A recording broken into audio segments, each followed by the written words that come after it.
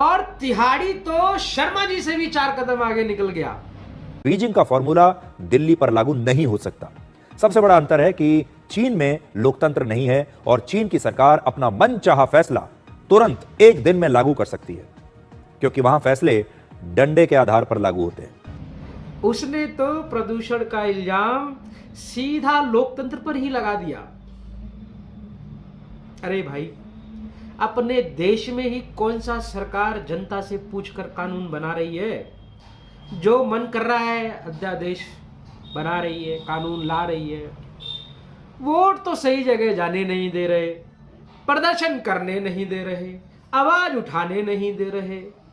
आपको गलतफहमी है तिहाड़ी साहब कि इस देश में लोकतंत्र है। यहां तानाशाही ही चल रही है। बस जनता को वोट देने का झुंझुना पकड़ाया हुआ है। हर 5 साल में जनता वही झुंझुना बजाकर खुश हो जाती है। बटन कोई भी दबाओ, वोट तो वहीं जाएगा।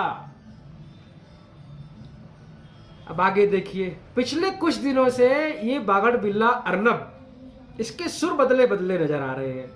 Ladies and gentlemen, I want to ask the Bharatiya Janata Party, the BJP, which is in power in New Delhi.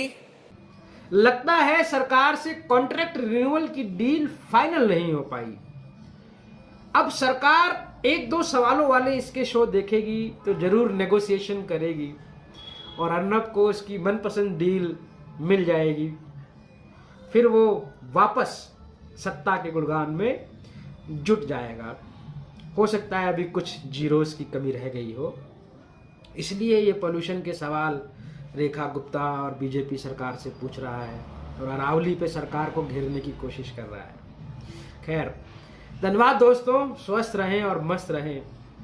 लेकिन एक बात गंभीरता से सुन लें कि देश के लोकतंत्र की हत्या में अगर सबसे बड़ा हाथ किसी का है तो वो है इन बिके हुए पत्रकारों का।